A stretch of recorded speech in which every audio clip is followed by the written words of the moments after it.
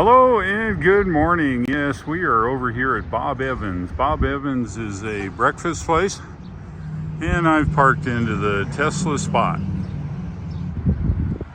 What a great breakfast here at Bob Evans, and we're heading over to the Air and Space Museum now. We're just south of the Air Force Base there at Wright, Patterson, and that's where the museum is. Just going across city here. I love this road.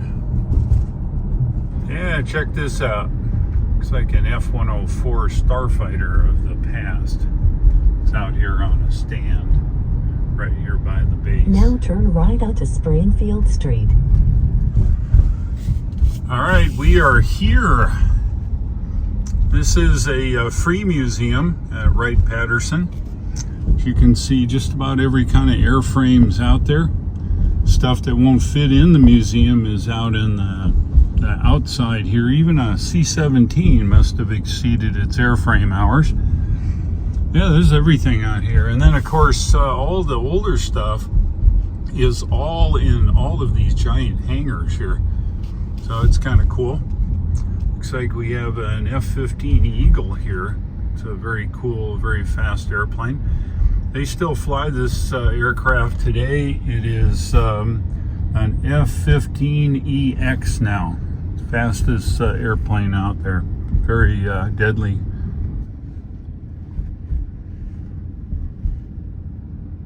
We are here at the National Air and Space Museum at Wright-Patterson. As you can see where we are, we're parked out here in this parking lot.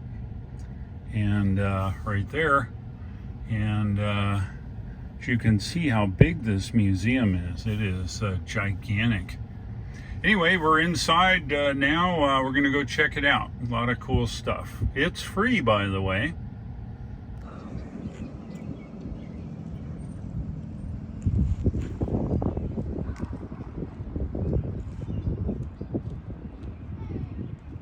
Hey, look what we found. Looks like there's a couple of Clipper Creeks here. Got a bolt. And we'll see, this is the EUV, I think. Or maybe the regular. Let's make sure he's charging. Hard to tell. Yep, he's charging. Good man. All right, well, we're heading in. I don't need a charge, but could charge if I needed it. Just in the security gates.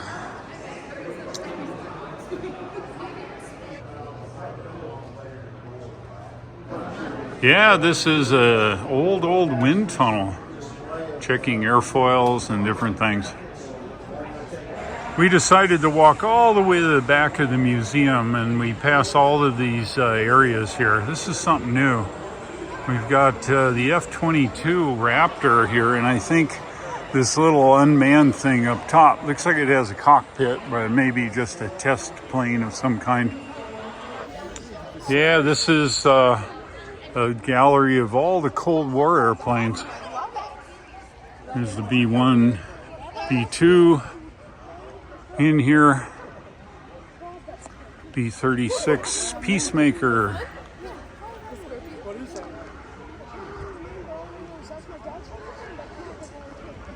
And a B-47, which is the one right above my head.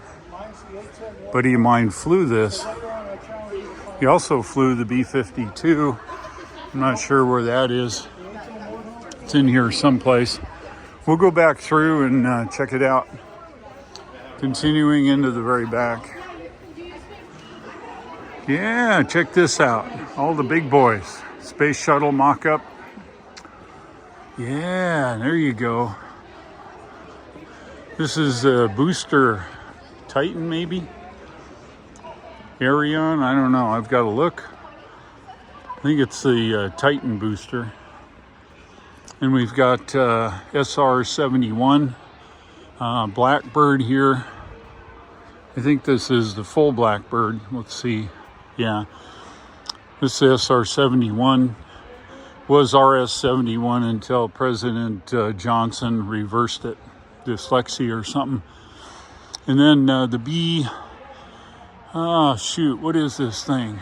B71, 70?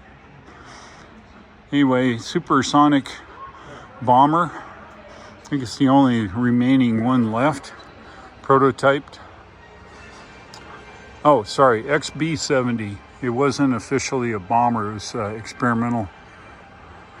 Look at that. Isn't that cool? Yeah. The size of these things is Yeah. something. Isn't that amazing? Oh, look at this, an early Harrier. British design, Americans used it in Marines, I think. Are we at the end? I think we're at the end here. All right, well, let's have a look around. Oh yeah, look at this. A Bell XP, check this out. Era Comet P59B. One of the very first jet fighters. Mainly you can tell from the straight wings. All modern jets have swept wings. It has better high-speed performance. That's the one above my head here. All right, well, let's have a look at this X29. Notice the wings sweep forward. This is a NASA experimental aircraft. Here it is here. It's kind of cool. All right, here's an XF84H. You notice the propeller on the front. It's driven by turbofans here. They're geared, and the propeller shaft drives right through the center of the body of this aircraft. Kind of cool. I think it was just experimental. Never was anything production-wise. This is even cooler. Oh yeah. So this is an Avro Aero Car. Somebody thought that it would actually fly at the speed of sound and everything else. Reality was they are, with the power plant and all that, they were only able to get it off the ground maybe a meter or so. Kind of cool. Made by a Canadian company. You can see live video and stuff like that on YouTube in different places here. As you can see, here's a picture of what it looks like. That's about as high as it got. And I think it was either underpowered or whatever, but I'm pretty sure the pilots wouldn't want to be much higher than that. Kind of cool looking. People said, oh, well, that's all the aliens that we see, this thing. No, it wasn't this thing. All right, well, let's have a look at this Bell XV3. Bell, as you know, is a helicopter manufacturer. They make other things, of course. This was, this rotor tilts forward, so once you get vertical, it tilts forward, and you get great forward velocity that way. Experimental, of course. I don't know if I'd like to be the pilot, but those guys are really good at doing what they do. XV3 from Bell, Textron. All right, what do we got here? Oh yeah, somebody thought it was a great idea to have a vertical launch aircraft. The whole idea was there's no runways, you tilt it up and off you go. Well, here it is. That's what it's supposed to do. It's supposed to take off vertically, it's supposed to fly around, then it's supposed to slow down and land and hang on those hangars. Almost like the Starship, except Starship is way more advanced than this. This is all mechanical controls. Isn't that cool looking? Here's the power plant for it. Of course, a Rolls-Royce turbofan. Very cool. Rolls-Royce makes some awesome stuff. All right. So this is a precursor for some of the stealth aircraft. They call it Have Blue, and it was the experimental trainer. They flew it over in Area 51. Here is the competitor, the YF-23.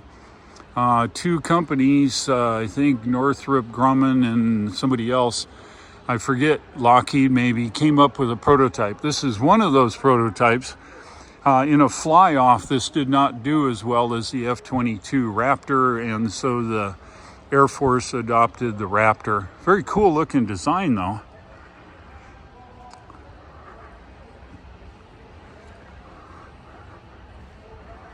Man, you keep this up, they're going to give you another job. No, I don't need a job. Okay, so this was the Northrop McDonnell Douglas entry. Cool looking airplane, but it just didn't perform as well as the Raptor, so, or the F-22, I should say. So that's in the current inventory.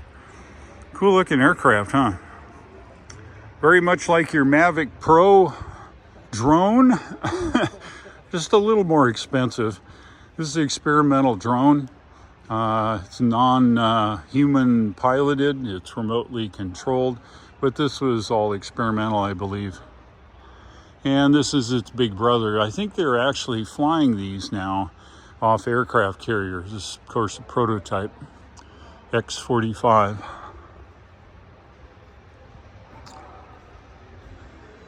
And I think this was just a demonstrator here.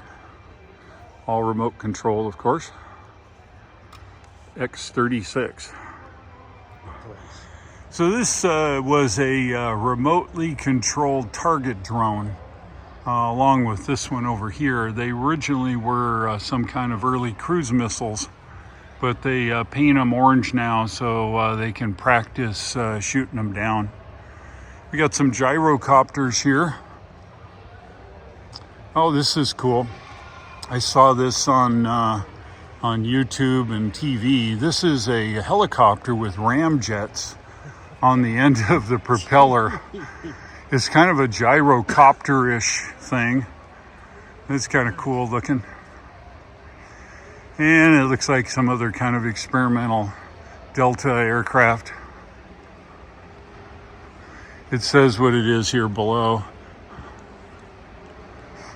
Yeah, there's all kinds of stuff here. Wow. They come up with all sorts of stuff, huh? Yeah, you know, you're always pushing the envelope to make it do something better. Look at the size of that XB70. Isn't that wild? That thing flew, it was very fast. There was an accident. There's a rotor that's created off the edge of the wingtips, and one of the chase planes got sucked into that, hit the tail of the aircraft, and everybody perished, I think. All right, well, let's have a look down here.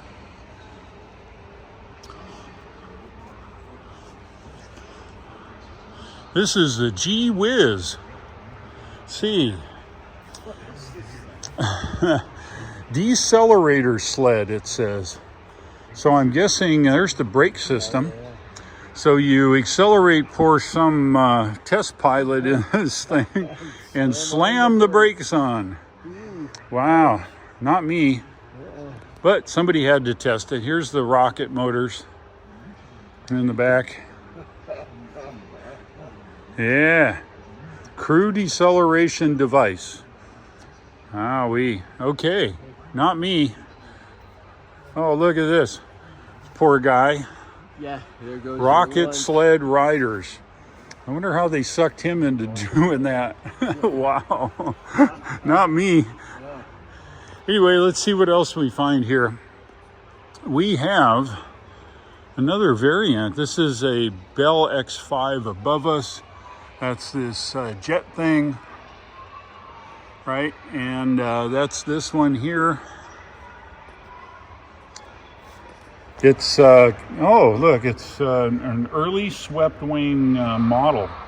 They had to test how the wings can sweep and the performance, so this was one of their test vehicles. Very cool.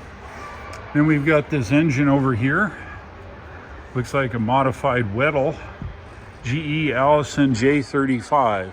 Apparently that's power plant for some of these aircraft here.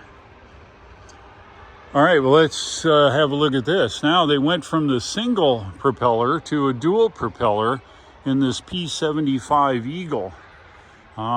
Straight wing, it's very early. I imagine powered by a jet, maybe oh, here it is. Here's power plant for this thing. Look at that, there's the gearbox, and there's one to the counter-rotating propellers. and that's there. One goes one way, one goes the other. And we have 2 transmission shafts, probably for redundancy. Actually, it looks to me like they stuck a couple Allison 3420 inline engines here in the same crankcase, and they drove the propeller shaft one way or the other. I guess maybe that was for redundancy. If one should fail, at least you have the other propeller turning. And this is a very non-complex linkage here, as you can see. I'm just kidding. Carburetors and all kinds of stuff here. Wow. Well, you got to hand it to the engineers that developed this aircraft. It's really something. And the guys that maintained it. Yeah, the maintenance crew and the guy that flew it. Yeah. Wow. I'd rather keep my feet on the ground. Oh, look at this little gem. Huh. So somebody got the big idea that they would fly a B-36 and then have a little, I don't know what they call it here, a Goblin is what its official name. The XF-85, its whole job in life was to attach on a flying aircraft and provide fighter that was in the bomb bay or in the aircraft itself to be able to fly along with a bomber to provide fighter cover. And they rigged up this trapeze here where it would fly and try to catch on to the trapeze, and then it would pull it up into the underbelly of the aircraft. Isn't that wild? XF-85.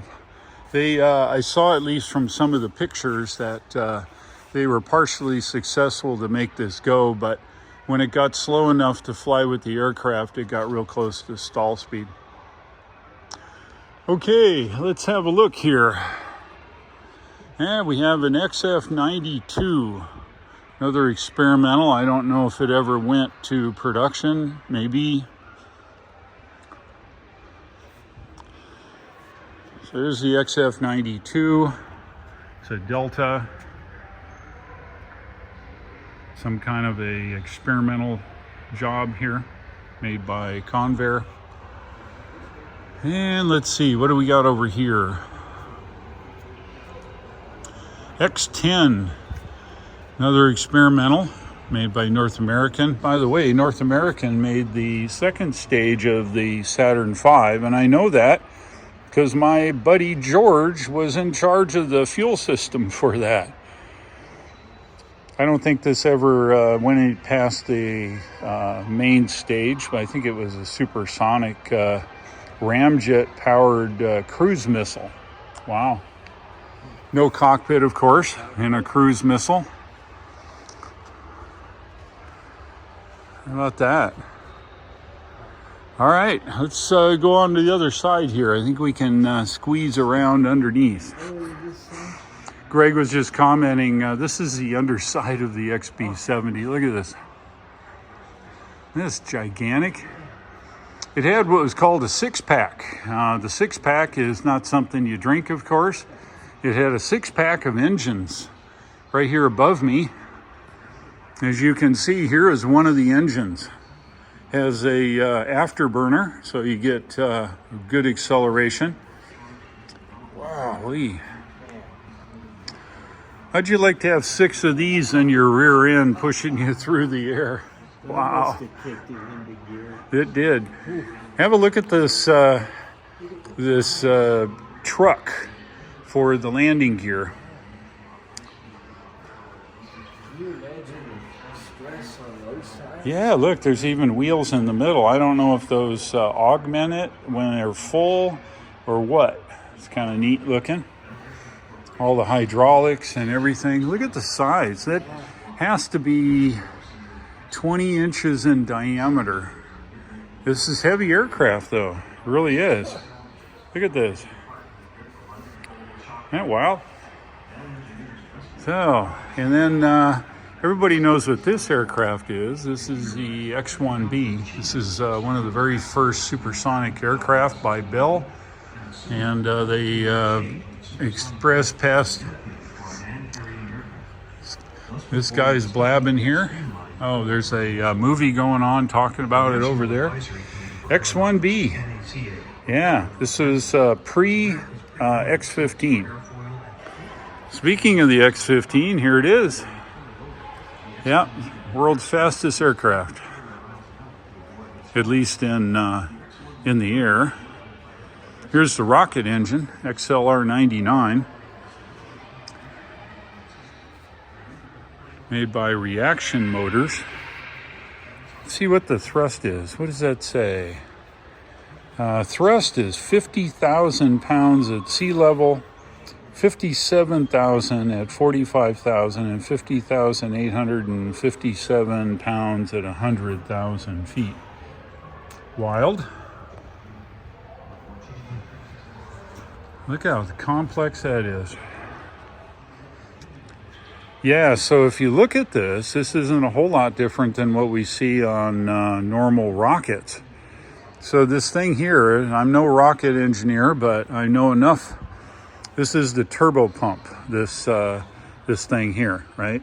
And this is where they put fuel in it, and it spins up the turbo pump, and it grabs the fuel from the inlet on one side, and there's probably the other side. So one is oxygen, and the other one's maybe, I'll say hydrogen, I don't know.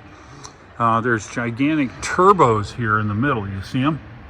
So the one here on the left gets its fuel from this inlet, and the one on the right there gets its fuel from this inlet, and it spins up real fast, and the exhaust goes out there. And you'll see that by an extra plume of exhaust out of the end versus the main output. So there you go. That is a rocket engine. Cool. Anyway, that powers the X15. See what the controls are. Being tall, we can kind of look inside of the cockpit there a little bit. Looks like a regular aircraft, but it's a little different. It flies a little faster than the other aircraft. See these pontoon things? They were messing around with the type of landing gear, and I think this was one of them. They thought they could inflate these and then land on the runway or whatever. No, you should never beware of blast from a rocket plane. X15. Yeah, I'd say this is one fast aircraft.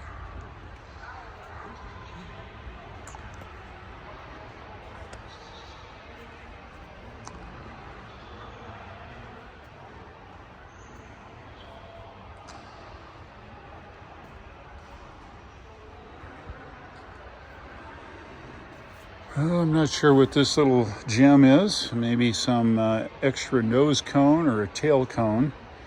Don't know. Pretty cool. So there's liquid oxygen and H2O2. Water, maybe? Maybe they inject with water. Don't know. Here's what the engine looks like installed. Pretty neat. All right, well, let's have a look over here. This is what? The control box for this?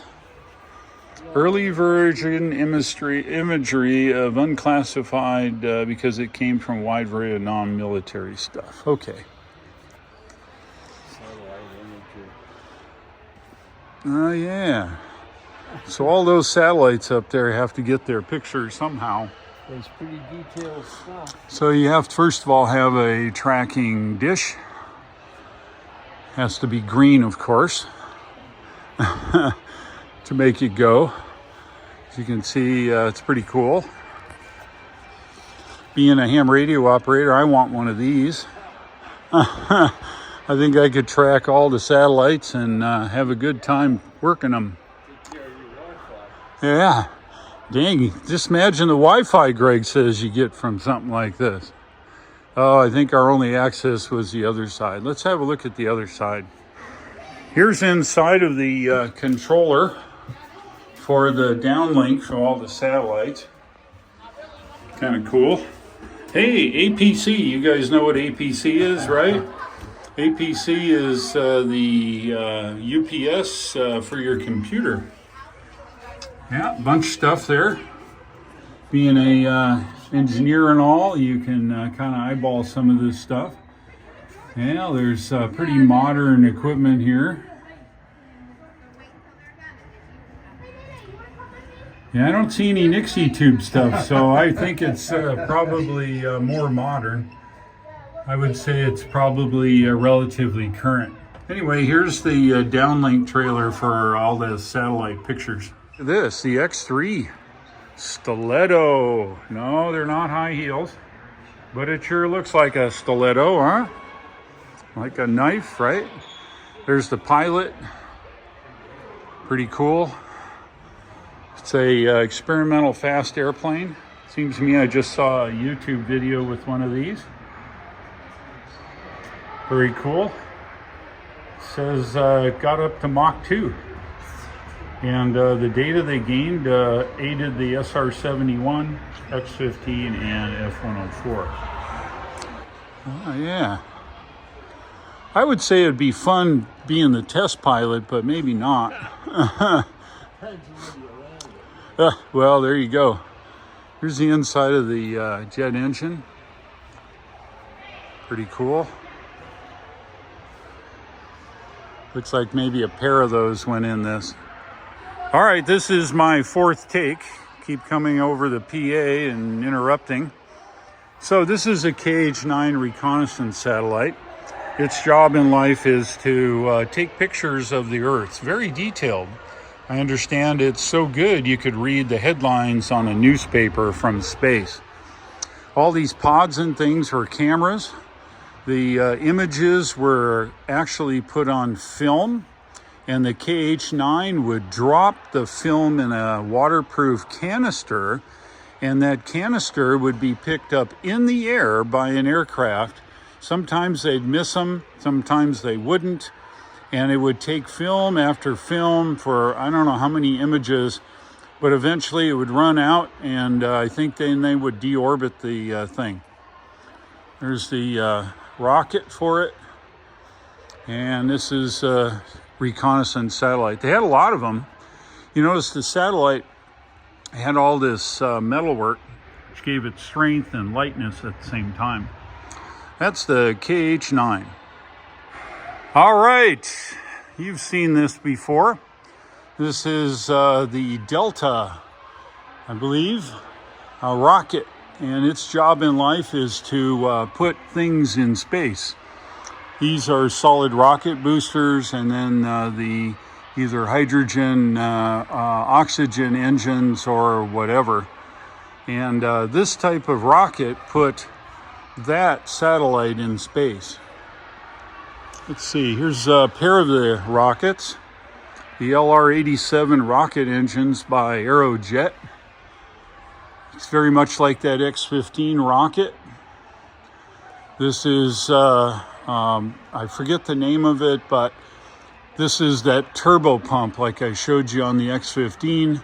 So the inlet of the two fuels, right? They go into their own turbo pump. They mix together, and this is the thing that spins those turbo pumps up, and then its exhaust comes out here. And it feeds the rockets with high pressure fuel. And then it explodes in the combustion chamber, and the pressure comes out of the bottom. Pretty wild. Greg was just saying, how many of these did Elon put in the bottom of the Starship booster? 31 or 2. But I think his are a little bit bigger. The new Merlin, or I should say the Raptor engines on the Starship are complete combustion. So instead of wasting fuel out of the turbo pumps, they actually were able to spin the turbo pumps and put the wasted fuel into the combustion chamber for complete combustion, and it gave you more thrust. The SpaceX Raptor engines, I think, were 230 tons of force. Believe that. Here's another part of the KH9, some cameras. And these buckets apparently were the things where the exposed film was put into and dropped back into the Earth's atmosphere. Pretty wild. Don't tell anybody, but I think that gold stuff is gold coated Mylar. Yeah, expensive. Try to keep some of the heat off everything here. KH9. Yeah, this is an interesting little guy. They have the X39 that's called a space plane. They put it in space and it stays up there for a year or two and then comes back and autonomously lands on the runway. I think this was either a current one or this one was one of the prototype ones that they actually had. This is an interesting little gem. This is the ASM-135A anti-satellite missile.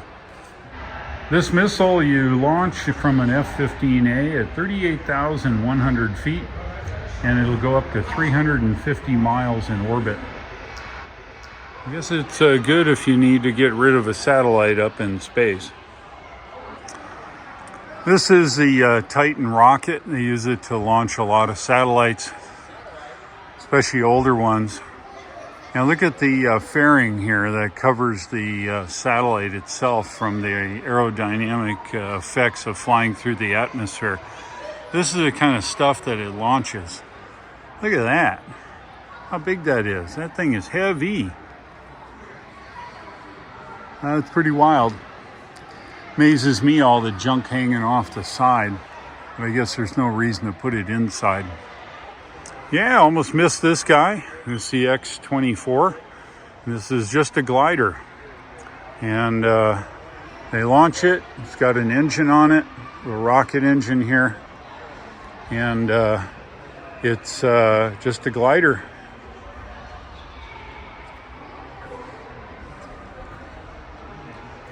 And then this is the big brother of this other guy, a little bit bigger.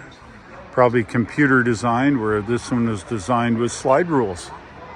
X24B. You guys have heard about this aircraft, the SR-71. They flew it for years, reconnaissance.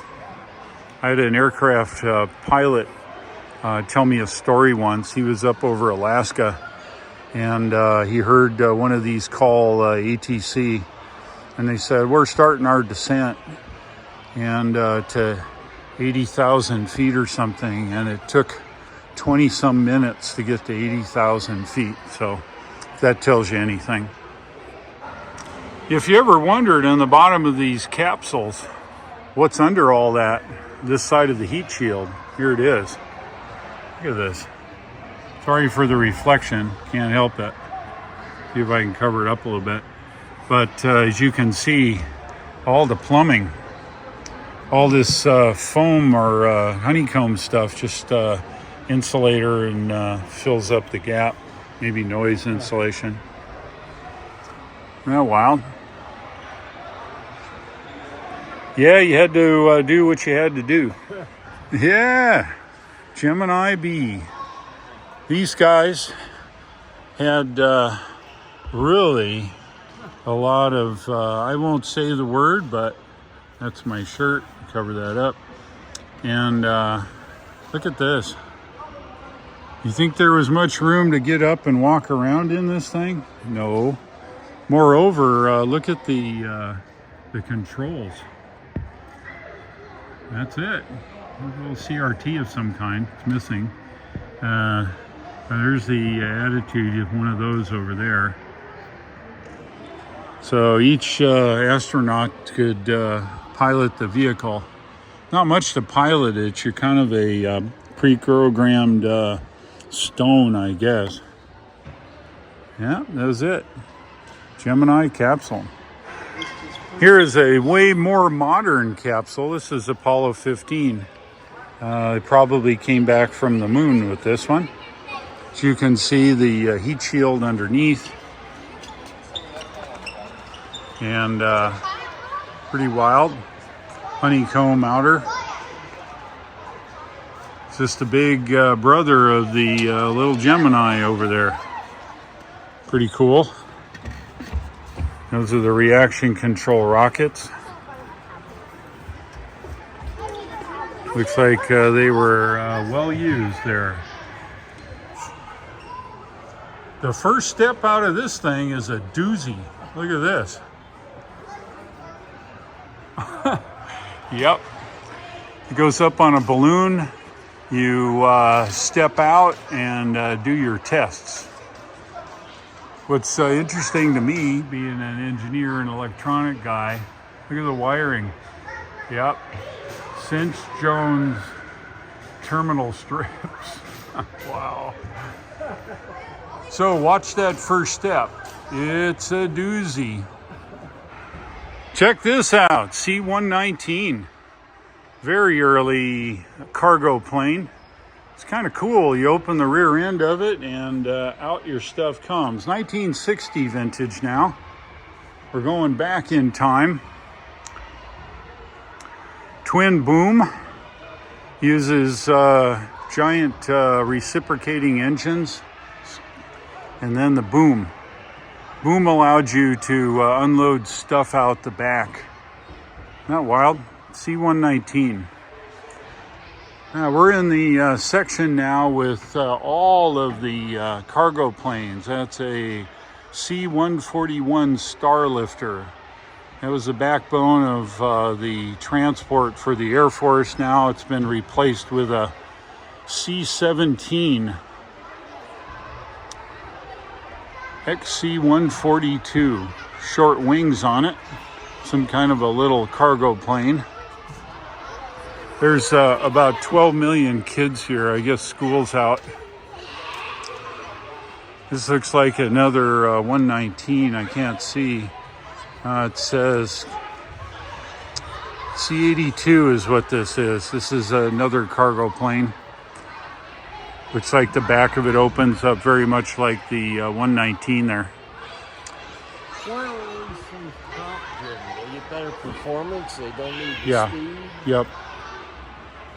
Greg asked the question, why are they all prop driven? Well, in the 60s, jets weren't high bypass yet, and they needed the performance at sea level in these things, and they needed all the suck they could get to get going. That's what it says here. So we have President Roosevelt. It's a VC-54 Skymaster, which I think is a DC-4. And this is one of the very first Air Force Ones. And then we've got another one here. Let's see what this one is.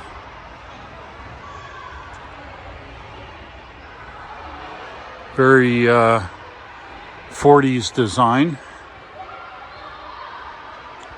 I don't know, I'd hate to be the guy to polish all this aluminum. I think this is another aircraft presidents. This one may be Clementine, I'm not sure. Let's walk around and check it out. That's all right, come on. I don't remember doing it. It's called the Independence, VC-118. And it doesn't tell me much there, but over here. Okay. Oh, this is a Harry Truman airplane. This is pretty cool. Old Harry used to drive this, or fly it, I should say. All right, and we come over here, we get a little bit newer. Oh, there's Clementine. That's a Lockheed plane over there. Gulfstream C-20B.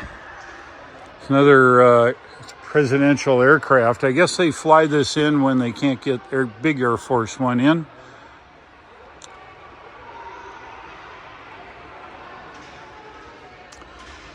Here's another jet, 4-engine. See what it says.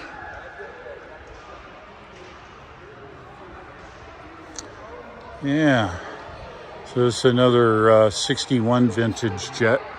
Yeah, I misspoke before. It's Columbine and it's Eisenhower. And this is a newer aircraft. It's a Lockheed, what the heck is it? Lockheed built, well, they call it a VC-121E, but it's, what's the name of it? Constellation is the word I'm looking for. So this is a Lockheed Constellation. They use this for transporting people in air service from city to city. And of course, they used it for a cargo plane as well. Yeah, so Eisenhower flew this one. Yeah. It's cool. I love the way they riveted this whole thing together. Holy well, that was the time. Everything is riveted. Greg says he can't believe it. Well, I think they still do mostly that today even, because it's light and it does a good job. There's the big 707.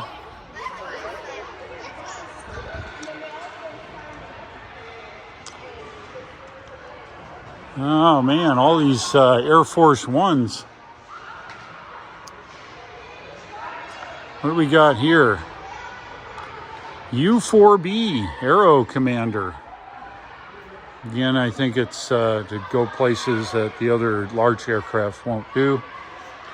And it does look like it's an Eisenhower smaller aircraft. And yet another jet.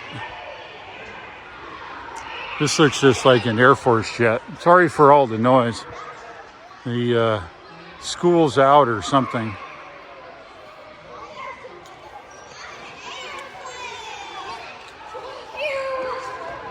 Anyway, there you go.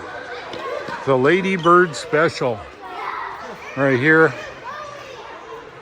And that's this King Air right above us. There you go. There's all the presidential aircraft here in this edge of the hangar.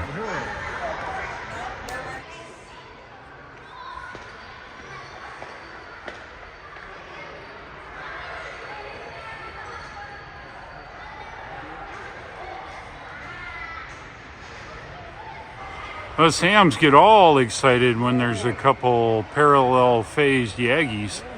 Huh. It's a directional antenna. I guess they use it for whatever. This may be also, oh yeah, no wonder they're there.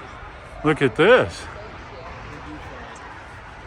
This is a special aircraft for collecting the KH9 stuff in flight. Let me get my face out of the way. There we go. Check that out.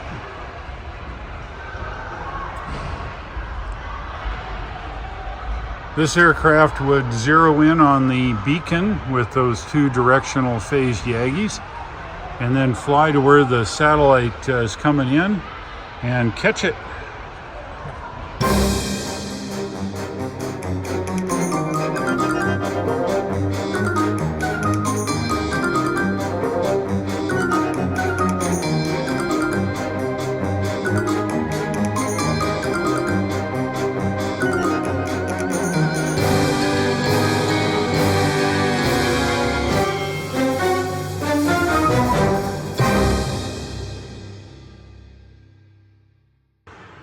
Hey, it's my buddy Tim Dodd. How you doing, Tim?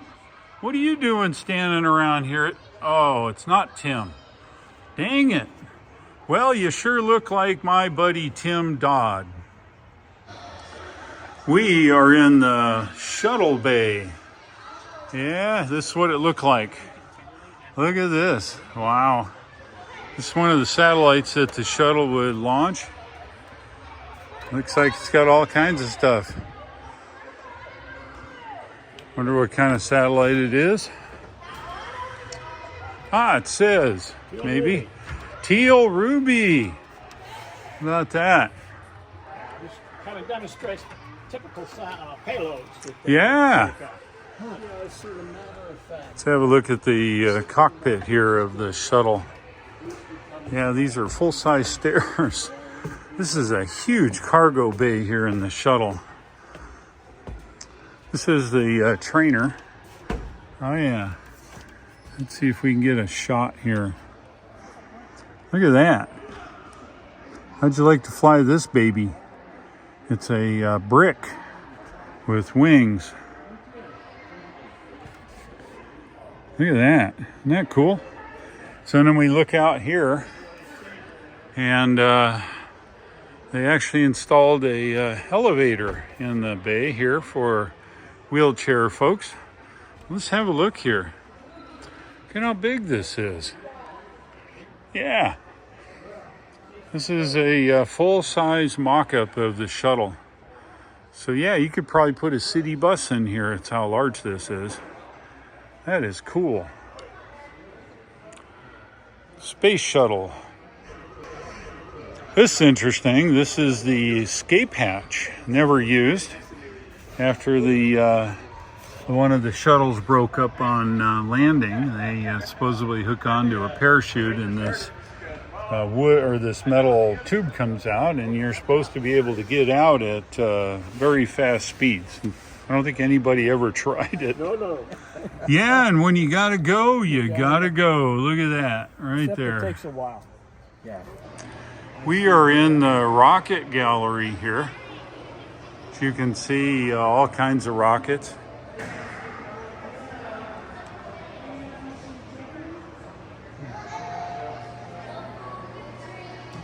The Jupiter rocket was an early rocket. It wasn't very reliable, but they had deployed it anyway. Let's have a look at the J79.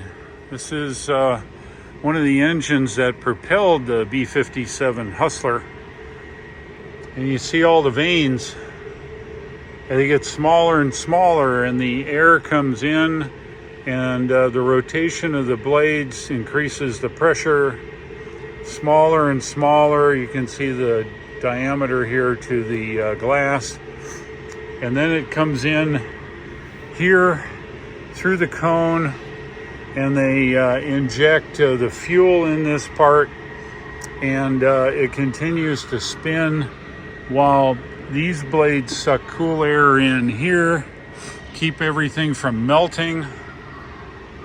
And then it comes out of here, and the thrust comes out down through possibly the afterburner ring here, which is this thing here, I believe, and out the rear end. These cones here expand and contract, changing the amount of thrust that actually is generated. Pretty cool engine design. J79. Let's have a look at the fuel injectors. Are right here. You can see they're radial around the inside. So once the air's compressed, the injectors are here, and as the fuel expands, it's forced out this way through these blades, and then out through the whole thing. Now, wow. So now you take the J79 and you put it on the B57 Hustler. Very fast supersonic bomber. They had a lot of them. They had a lot of mishaps, but it was my favorite airplane. I really liked it. And no, this is not a bomb. This is a fuel tank. You believe it or not? I don't think they had in-flight refueling on this aircraft type, but I think this is a fuel tank. Once they don't need it, of course they can drop it, but there was not enough room to store enough fuel in the fuselage and the wings, so they ended up putting it here in this fuel tank. Here's what the B57 looks like in the front. Yeah, I don't think you'd want one of these coming after you. The problem they had with it, how do you punch out at supersonic speeds? Well, they developed this thing. The shield falls down in front of you, and out you go like an egg, and then you separate from it as you come down. Pretty wild. Not sure if they use these, but it'd be better than not having one.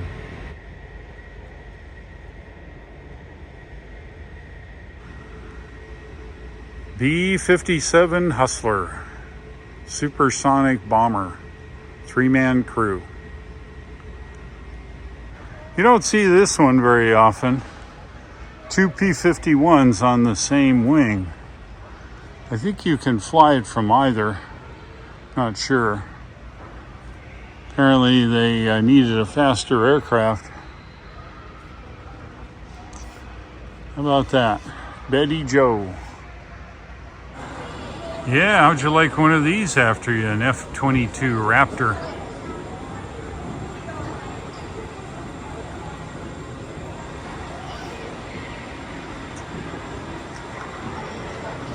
Internal weapons bay because of the speed.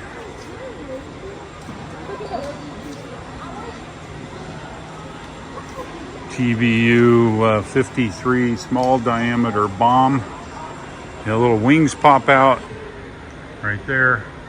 Kind of a glide bomb, GPS guided. Kind of cool. Yeah, it's a very cool aircraft. All stealth, of course. Bird of Prey, the demonstrator. That's this guy up here. Yeah, check this out. You're a Star Trek fan. Yeah, So here is a B-52. It's been around forever. Look how big it is. Huge plane. Hey, there's Tim Dodd. Tim, what are you doing here? Aw, that's not Tim. Dang. Side now, there is the museum right there.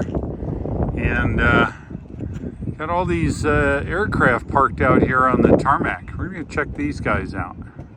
That is an awesome aircraft. That is a Warthog. It's a ground attack aircraft, and the engines are high to keep the thermal signature down. But that is an A-10 Warthog. It's built around this 30 millimeter Gatling gun that shoots depleted uranium shells. So you wouldn't want this guy on your tail. Those depleted uranium bullets are super heavy. They're not radioactive, really, and they're so heavy it goes right through armor. It's very cool. It's the A-10 Warthog here. This is another C-130, and it is probably comes kind of special purpose. This might be the, I can't see it. Is this the, oh, the gunship? Yep, sure is. They, watch out for the pedo tube, boys. Out of the side, they hang machine guns and cannons, and I don't know if it's this side or the other side. It looks like possibly the other side. Let's go look. But the gunship is used for ground support. It's got all kinds of stuff, and it orbits around its, let's see, is it on this side? Well, they don't show anything poking out, but I think it was. So you've got this contraption, which I'm not sure what it is. If you know what this does, it looks like some kind of a aerodynamic buffer. This panel gets pushed out. Oh, it's fixed. That's okay. The wind coming around there keeps where the machine guns and cannons stick out of all these holes. And the aircraft orbits around. This may be radar dome for the targeting radar. I don't know. Pretty wild. Again, I don't think I'd want one after me. Yes, it does look like a basset hound, but it's not. Some kind of radar on the front of this aircraft. Let's see what it is. Looks like a 707 airframe. Boeing EC-135E Aria. I'm guessing this was a predecessor to the AWACS. So they can fly around and see things. This baby over here is a flight simulator, but you actually fly it. Looks like this other aircraft ran into another one, but that's not the case. I guess flight training is, in the real deal, is a good deal. This is an interesting looking one. It's, I think, a 707 airframe with gigantic high bypass engines. Let's see what it is. Oh, it's a strato tanker. Yeah, so this is for in-flight refueling. The engines are used to lift the heavy weight with this whole thing full of fuel. And out the back will be a boom that flies down to the aircraft that come up behind, and you actually refuel them. These high bypass engines like this provide a huge amount of efficient thrust. Kind of neat. What you'd find on conventional people aircraft. Yeah, so there's a guy that sits in the very back of this aircraft. And in the old days, he'd stick his head out there, but this may be all controlled with cameras now. I don't know. Yeah, this is all camera controlled apparently. Anyway, they fly this boom down, it lowers, and you get up there and you get refueled right in midair.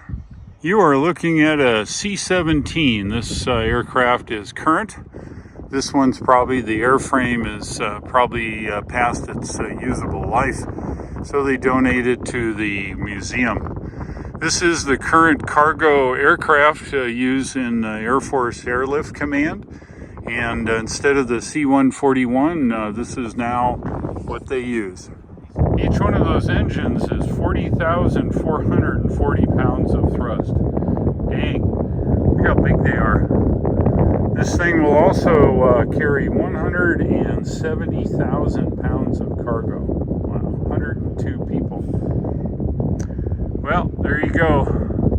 C-17. Pretty cool.